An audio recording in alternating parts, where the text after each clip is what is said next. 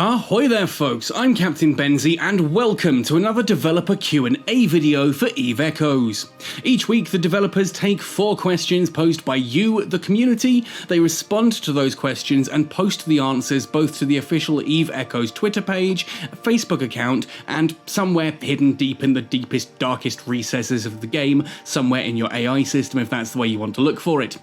Each week I go over the 4 questions and their answers and I add my own personal opinions. These of course are my own personal opinions, I'm going to say that again, personal opinions, which means you may disagree with me and I would love to hear your thoughts in the comment section down below.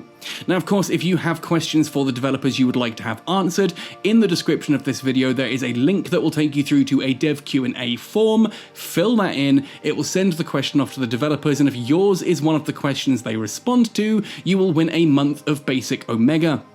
On the subject of winning Omega as well, remember that every single week I award 2 people on my Discord a month of combo Omega and 1 random YouTube commenter from the week will also earn a month of combo Omega, so make sure you're commenting on videos and active in the public areas of my Discord to be in with a chance of winning those. That all said and done then, as usual, hit like, subscribe to the channel, ding the notification bell, let's jump right in. This is the developer Q&A for the week of the 4th of May through to the 10th of May. Question number 1. First of all, I like the new Corp reward system very much, but I am missing a very important feature or option. Will it be possible in the future to set a corporation mission that will reward members to rat in a specific system, so to set missions based on bounty ticks? That's an interesting aside actually, I quite like that idea. And Pixie says, thanks for your feedback on Corporation Mission. We're still gathering feedback on the system. If there's more feedback of a certain topic that is feasible in terms of development, we will iterate it, but there's currently a limited amount of feedback on ratting in a given system, so we can't say for sure if we will do it.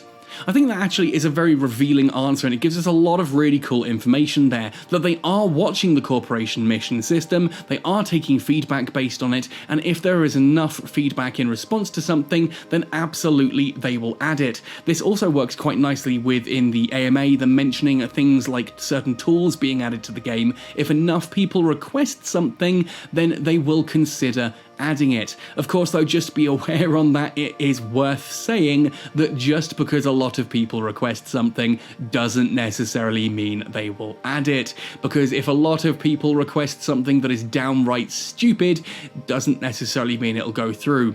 Ultimately, I like to call this the developer's rule of Boaty McBoatface, and hopefully you'll understand that reference, because we're moving on to question 2. Question number 2. Auto salvages are quite interesting, but currently they provide too small a profit.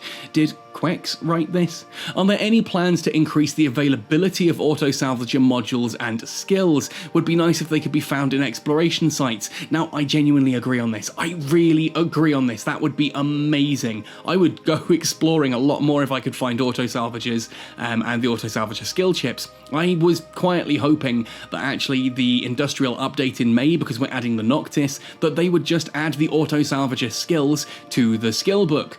Simply because at this point I think anyone who paid for those skills and the chips ahead of time has got their value out of it. They've probably enjoyed using those salvager skills ahead of time for everyone else.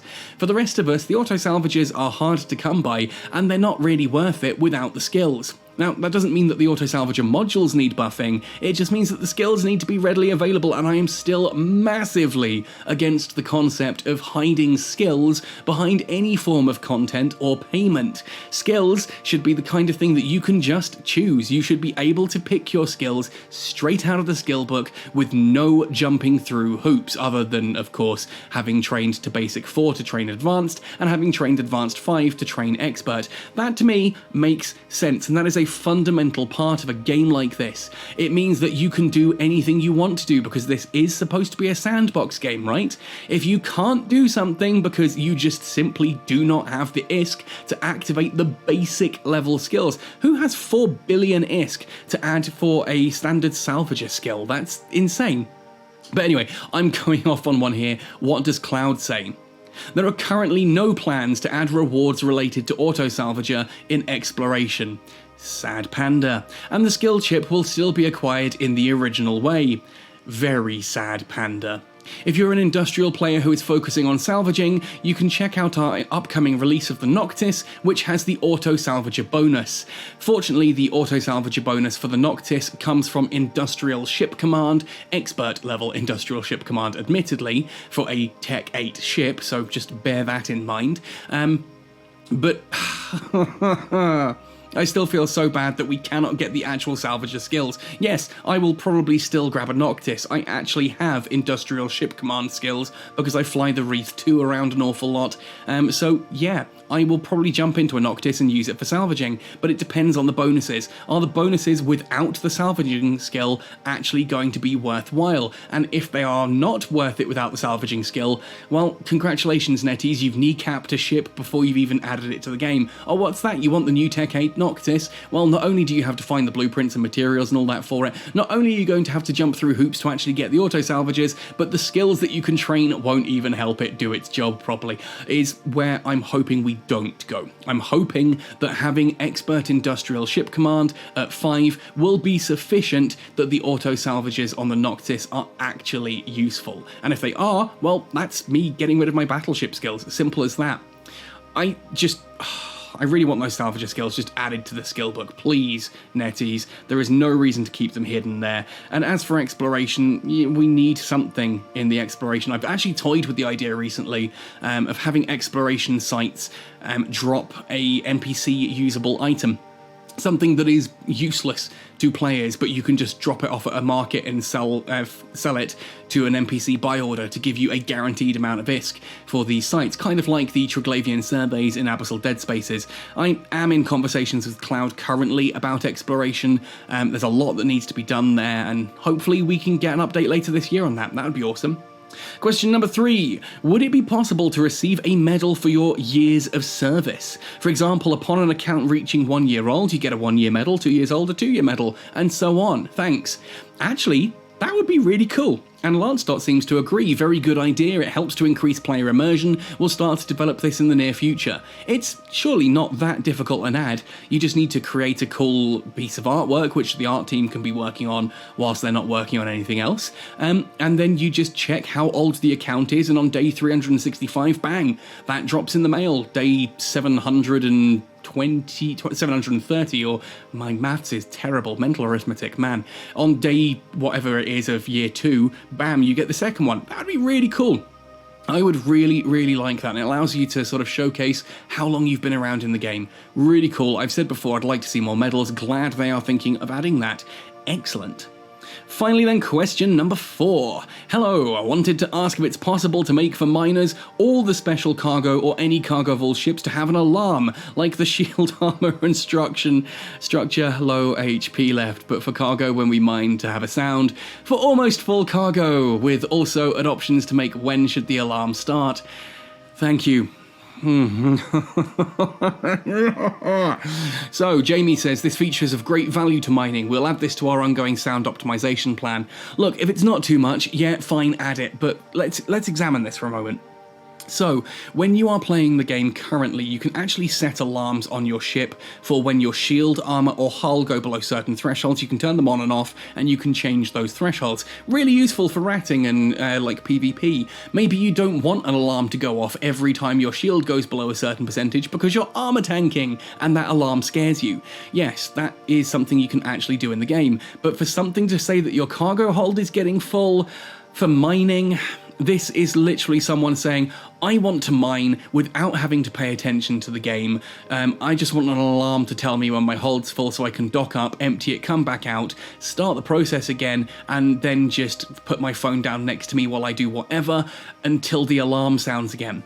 Now, I'm not against this being added, I'm just against that mindset of wanting it to be added in the first place, because you're basically admitting that mining to you is just not actually an activity. You're not engaged with it, you're not doing anything. And this, combined with the recent AMA from the developers about the industrial update, absolutely screams to me that they are right. We need to do something about how many people just AFK mine. We need to make mining a more active activity, and I think there are multiple ways to do that. First of all, reducing strip mining yields. Yes, we've talked about this at length, ad nauseum on this channel. Reduce strip miner yields so that the venture adventure series are actually worthwhile using for targeted ores. Right now, why the hell would you ever use a venture 4? Even if you want to get a specific type of ore out of a mining belt, the mining barges are going to do that better and get you all the additional ores too. The venture literally exists for jumping into condensed nihilus,